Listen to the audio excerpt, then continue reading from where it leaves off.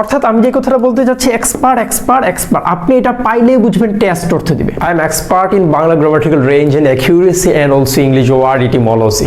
এই যে বাক্যটা বললাম এক্সপার্ট, দেখেন এই এক্সপার্ট হওয়ার জন্য আমাকে এক্সপিরিয়েন্স অর্জন করতে হয়েছে, আমাকে এক্সপেরিমেন্ট করতে হয়েছে, আমাকে এক্সপেরিমেন্টের সাথে এক্সপেরিমেন্টেশনের কথা বলতে হয়।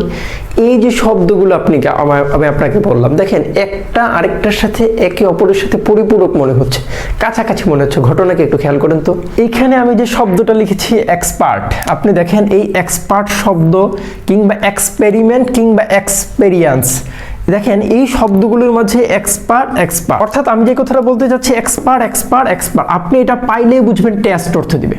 কি অর্থ দিবে? টেস্ট। এখন কিভাবে টেস্ট করলেন? আপনি এক্সপেরিয়েন্স অর্জন করেছেন কিভাবে? ইএনসি এটা হলো সাফিক্স, এই এর আগে আইটা হলো কানেক্টিভিটির জন্য ব্যবহার হচ্ছে এক্সপার্ট, এক্সপার্ট পাইলে টেস্ট। এখন এই টেস্ট করার কারণে আমি দীর্ঘদিন বাংলাদেশে প্রায় 1 দশক বাংলা ব্যাকরণ পড়ানোর কারণে এবং প্রায় 40 থেকে 50টি জেলায় বাংলা ব্যাকরণ পড়ানোর কারণে আমি মূলত এক্সপেরিয়েন্স অর্জন করেছি টেস্ট করার মাধ্যমে। তার মানে সেখান থেকে আমি দক্ষ। এখন এক্সপার্ট মানে দক্ষ। Experiment I, connectivity meant suffix, তার মানে এখন আপনি বলতে পারেন এক্সপেরিমেন্ট মানে টেস্ট। এই যে এটাই তো বলবেন এক্সপেরিমেন্ট টেস্ট।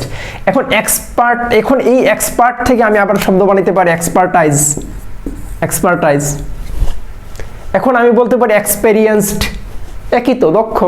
আমি বললাম দেখেন এইখানে আমি একটা শব্দাংশ দিলাম ইন, তখন আপনি বললেন যে সে দক্ষ, ইন এক্সপেরিয়েন্সড, তার মানে দক্ষ রইল না অদক্ষ হয়ে গেল। খেয়াল করে দেখেন এই যে অদক্ষ, তার মানে এই হওয়ার পিছনে কারণ হলো এটা।